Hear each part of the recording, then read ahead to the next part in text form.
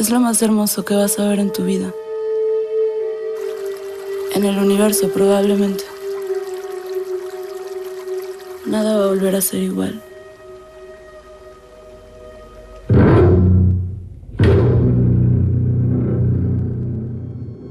Somewhere in Mexico, a creature from out of space has landed. This is not the beginning of a sci-fi thriller. Well, not in any conventional sense. But the setup to writer-director Amat Escalante's fourth film, The Untamed, a delicately balanced study of sexual repression and middle-class conservatism, which premiered in competition at the Venice Film Festival last year. The creature, it turns out, is capable of understanding and fulfilling the deepest sexual desires of humans.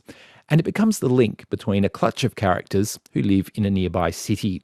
A nurse, a housewife, the son of a factory-owning family. A tense, moody naturalism frames a complex story in this film about a troubled marriage and a secretive same-sex affair, where a murder eventually sends lives into turmoil.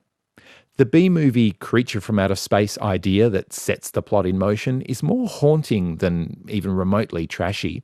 And the overall style of the film, a wonderful example of a director knowing how to use subtle camera movements and lighting to create tension, is thrillingly effective. Here's Amat Escalante. Usually I get my ideas from either an image I imagine and then I develop, or an image I find externally, and then I develop it again the same way, in a similar way. In this case with The Untamed, it was a external image, external story that initially inspired it, but it's not, I see it as a minor thing now, but it was the seed, which was an article about a man that had been drowned here in the city where I live. It was a local publication, weekly publication, and the headline was quite provocative and aggressive, making fun of the person because of his sexuality. And that the fact that they did that in the cover of this newspaper to sell it caught my attention, and it said something about the society. You can be explicit if you like. What can you translate the headline, because this was a gay hate crime, wasn't it? Yeah, yes, exactly. It's difficult to translate in English. It was basically just calling him a derogatory term for gay. What did it say? It said, little gay man drowned, something like that. And then inside I read, and it turned out he was a male nurse that worked at the local hospital. And instead of putting a male nurse has been drowned, killed, they disgraced him after he was murdered. So that, and the fact that nobody really said anything about it or protested, etc., it made me feel kind of bad, of course. And that was the initial inspiration. That's not what the movie's about, but that image is in the movie, and it was the seed of it somehow. Yeah, tell me a little bit about what you wanted to explore in terms of sex and your own country's attitudes to sex, or the society you live in and its attitudes towards sex and sexual desire. I wrote this screenplay with Gibran Portela, who's a screenwriter, has done a few films here in Mexico. And two drafts of the screenplay didn't have any science fiction element or horror element, really, and I was kind of uninspired by something there. I mean, I was inspired by what I wanted to tell, the story, but I was feeling I was hitting a wall in some way, and so I had this idea of having a extraterrestrial or extra reality element. Sometimes I don't like to mention it because it can be a spoiler, but I think most times that they speak of the film, they mention it. So there's a creature there that for me represents, the creature is a narrative element that should be real in the story, but at the same time, what it did for me was that it, in a very practical way, represented their contradiction of desire and rejection to the desire that they had, So that's why I think I went that way of through science fiction and horror, which I think it's more science fiction anyway, but I think through that I'm able to get to the truth of what I wanted to say easier, and I think that's the the beauty of a lot of fantasy and science fiction and horror films. This is a Danish-Mexican co-production, and your cinematographer was born in Latin America. He's Chilean, but is Danish, and he's worked with Lars von Trier and so forth. So was there more money at this point in your career because of the Danish link? I understand that the CGI work on it was essentially done at a production house in Denmark. Yes, exactly. That's correct in part because of this important Danish co-production, which is the first one ever between Mexico and Denmark.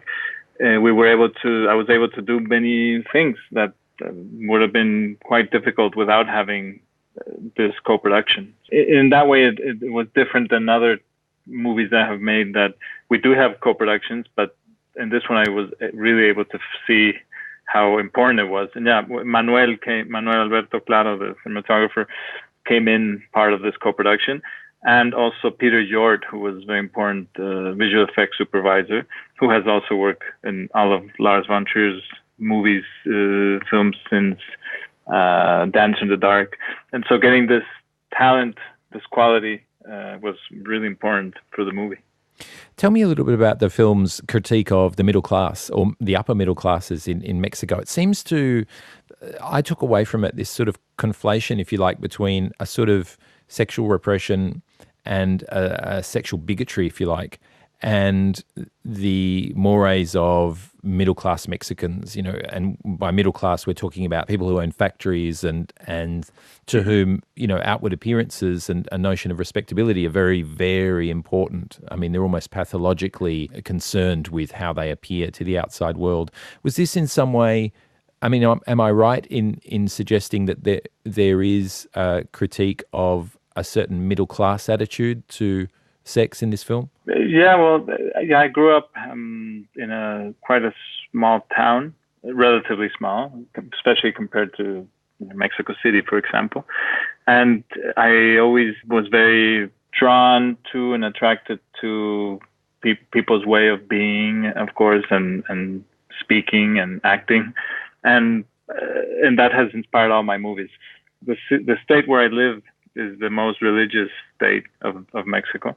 Mexico is already a pretty religious country, and here it's even more the state. What state is that? What's the name of the state? It's called Guanajuato. Sometimes I don't like to mention it in a not so positive way. Oh, sometimes sure. that's why I try not to. But it's fine. It's perfect. It's a very beautiful state also, and it's a very beautiful city that I live in. It's the capital, and it's culturally quite rich. But there's a lot of contradictory notions also that I notice always, and I think because of religion in part, I have seen how not only sexual repression but some other different types of repression come about, and where those are more present, not just at church. Maybe you don't need to go to church necessarily, but family.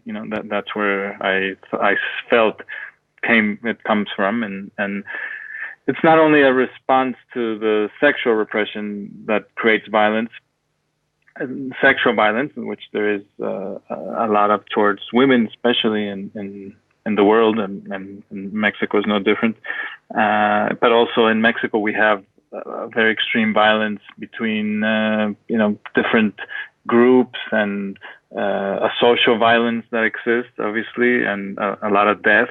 And this is something that for me is mysterious and attractive to look at. What do you think when you see people from outside of your country sort of depict that violence?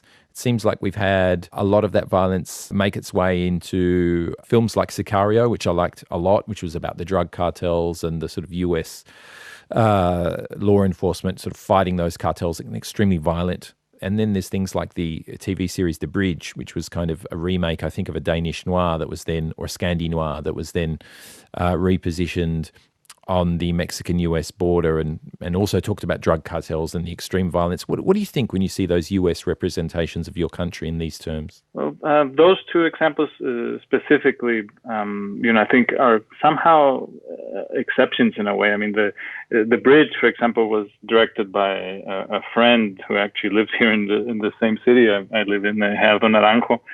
And I think it's good that they had somebody from Mexico to shoot that, to at least a few beginning episodes.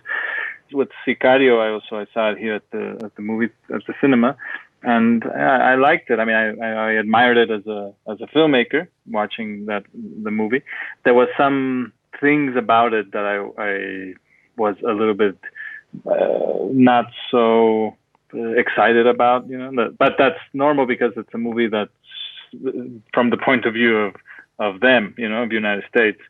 I'm not going to complain because it's there's no room to complain too much I think, because it's the way they see it. And it's our job here in Mexico to portray the way that we see it or the way that we feel it. So those two examples, I think, are pretty good in a way. But the idea that the whole world has of Mexico is, in general, filtered through United States, through Hollywood. And it's not just so much in recent movies or television, but in just from always, I mean, the image of the drunk Mexican or the lazy Mexican comes from cartoons, movies that have existed for many years, no? Specifically in Sicario, I found it interesting that they at least started to approach some of the things that are happening of the U.S. government coming into Mexico secretly, Yeah. or at least not officially, which is already, that's good that there's a movie that showed that.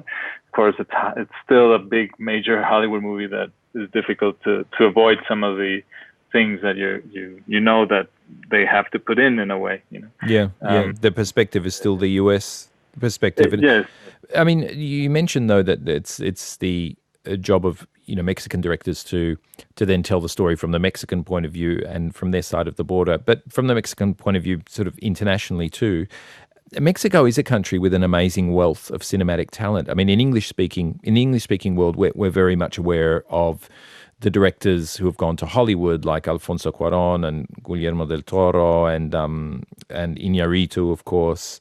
Not to mention the great cinematographers that work in Hollywood. But of course, in Mexico, there are filmmakers working in the Spanish language like yourself who make films that have reached high acclaim on the festival circuit. I'm thinking of other people like Carlos Regadas and Nicolas Pereira. Why is this? Why has Mexico produced such cinematic talent? Is it government support? Are there good film schools? Is there a great cinematic culture? Are there great critics that have inspired this work? What is it? Well, I think it's a lot of the what you mentioned. I mean, the government has funded, not directly, but there has been incentives through the government that have funded a lot of movies since 2006, I believe. There's some new incentives that jumped the number of films every year that are made to now. This year was 160 something movies. And when I started to make films in 2005, there was about 30. When Carlos Regadas did Japón, his first film, in 2002, there was maybe 15 to 25 movies. So that jump has been quite important, I think. And that jump, I think, also happens because they have seen with these filmmakers that have become so powerful and famous and internationally, Guillermo del Toro, Alejandro González Iñárritu, and Alfonso Cuarón.